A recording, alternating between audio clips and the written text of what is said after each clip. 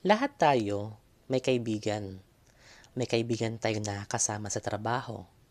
May kaibigan tayong nakakasama kapag may gala. May kaibigan tayong kausap kapag bored tayo. At meron din kaibigan na kahit na hindi tayo madalas magkita, alam nating nandyan kapag kailangan natin. Pero habang tumatagal tayo sa buhay, mapapansin natin na hindi pala lahat ng kaibigan pare-pareho ang lapit sa atin. May close, may very close, meron ding kaibigan lang, at may mga taong minsan nating tinuring na sobrang lapit sa atin. Pero habang lumilipas ang panahon, unti-unti tayo nagiging parang strangers. At siguro isa ito sa mga bagay na kailangan nating matutuhan habang tayo ay tumatanda. Hindi lahat ng kaibigan ay kailangan maging best friend. Alam mo, may mga bagay na mas madali nating ikwento sa isang tao kaysa sa iba. Kapag may problema tayo, may isang pangalan na unang pumapasok sa isip natin. Kapag may sikreto tayo, may taong alam nating mapagkakatiwalaan natin. At kapag masaya tayo, may taong gusto nating unang sabihan. At doon natin makikita na may iba't ibang level pala ang friendship. Hindi dahil pare-pareho natin silang tinatawag na kaibigan, ibig sabihin pare-pareho rin ang lalim ng relasyon natin sa kanila. May mga kaibigan tayong pang good times. May mga kaibigan tayong pang advice. May mga kaibigan tayong pang travel. At may mga kaibigan rin tayong kasama sa trabaho. At may ilan na parang pamilya na talaga, yung tipong hindi mo kailangang magpaliwanag dahil alam na nila kung ano ang nararamdaman mo.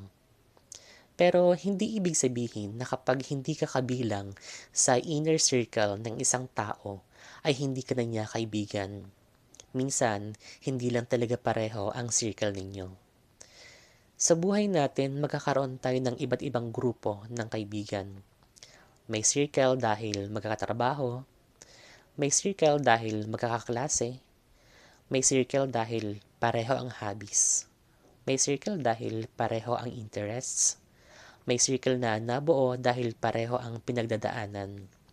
At may mga circle na nabuo simply because magaan silang kasama. Kaya kung minsan may makikita kang mga kaibigan mong nag-outing at hindi ka kasama, masakit? Oo, normal lang na masaktan. Lalo na kung nakita mo sa social media na magkakasama sila. At mapapaisip ka, bakit hindi ako sinama? May problema ba sa akin? Kaibigan ba talaga nila ako? Pero baka kailangan din nating matutunan na hindi lahat ng bagay ay personal. Baka hindi naman talaga tungkol sa iyo. Baka may sarili silang circle. Baka matagal nilang nakasanayan na sila-sila ang magkakasama. Baka may mga bagay silang pinag-uusapan na hindi naman necessarily kailangan mong maging bahagi. At higit sa lahat, hindi naman requirement ng friendship na kasama ka sa lahat. Minsan, tayo mismo ang nagbibigay ng sakit sa sarili natin dahil sa expectation. Iniisip natin, kaibigan ko siya, kaya dapat kasama ko. Or, close kami, kaya dapat alam ko lahat. O kaya, kung importante ako sa kanya, dapat iniisip niya rin ako palagi.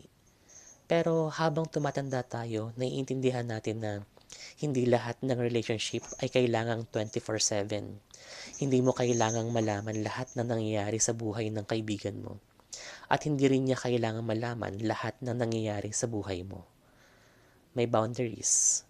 May privacy. May kanya-kanyang mundo. At hindi nababawasan ng halaga ng friendship dahil lamang doon. Siguro, mas mahalagang tanungin natin ang sarili natin. Kapag kailangan ko siya, nandyan ba siya? Kapag kailangan niya ako, nandito ba ako? Kapag may problema ako, mapagkakatiwalaan ko ba siya? At higit sa lahat, genuine ba ang friendship namin? Dahil minsan, mas mahalaga ang isang kaibigan na tahimik pero totoo kaysa maraming kaibigan na kasama sa mga picture pero hindi mo naman makausap kapag mabigat ang buhay mo. Habang tumatanda tayo, lumiliit din minsan ang circle natin. At dahil natatakot tayo doon, dahil akala natin kapag kakaunti na ang kaibigan natin, ibig sabihin wala nang may gusto sa atin. Pero hindi pala. Minsan lumiliit ang mundo natin. Mas nagiging malinaw lang kung sino talaga ang mahalaga. Darating yung panahon na hindi mo na kailangan ng maraming kaibigan. Kailangan mo lang ng ilang taong alam mong hindi mo kailangan magpanggap. Mga taong pwede mong makasama kahit tahimik lang. Mga taong hindi mo kailangang suyuin para manatili. Mga taong hindi ka kailangang isama sa lahat para mapatunayang mahalaga ka sa kanila. At ikaw rin, matututo kang hindi magtampo sa lahat ng pagkakataon. Matututo kang respetuhin ang space ng ibang tao. Matututo kang tanggapin na may circle na hindi para sa'yo. At matututo kang sabihin sa sarili mo, okay lang, kaibigan ko pa rin sila. Hindi lang ako bahagi ng lahat ng mundo nila. Dahil ang totoo, hindi naman natin kailangan maging bahagi ng lahat ng mundo ng isang tao para maging mahalaga tayo sa kanya.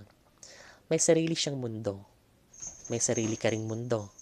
At kung minsan, nagtatagpo ang dalawang mundong yun. Iyon ang friendship. Hindi possession. Hindi obligation. At hindi rin competition. Kundi isang relasyon na may respeto, tiwala at kalayaan. Kaya kung may kaibigan kang hindi ka nasasama sa lahat ng lakad, huwag agad isipin na ayaw nila sa'yo.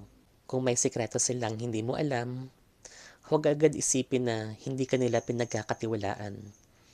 At kung may circle silang iba sa circle mo, huwag mong isipin na mas mababa ang halaga mo. Dahil baka kailangan mo lang tanggapin na hindi lahat ng kaibigan natin ay kailangang maging pinakamalapit sa atin. At hindi rin natin kailangang maging pinakamalapit sa lahat. Ang mahalaga, kapag nagkita kayo, may respeto. Kapag nag-usap kayo, may sincerity. Kapag kailangan ninyo ang isa't isa, may malasakit. At kahit hindi kayo laging magkasama, alam ninyong magkaibigan pa rin kayo. Siguro, iyon ang isa sa mga maturity na natututuhan natin habang lumalaki tayo. Hindi nasusukat ang tunay na pagkakaibigan sa kung gaano kadalas kayong magkakasama, kundi sa kung gaano katotoo at respeto at malasakit ninyo sa isa't isa. Kaya kung may circle na hindi ka kasama, it's okay. Hindi lahat ng pinto ay para sa atin at hindi lahat ng grupo ay kailangan nating pasukin. Dahil baka sa halip na habulin natin ang lugar sa buhay ng ibang tao, mas magandang pahalagahan natin ang mga taong kusang naglalaan ng lugar para sa atin. Ako si PJ at ito ang episode 4 ng ating podcast.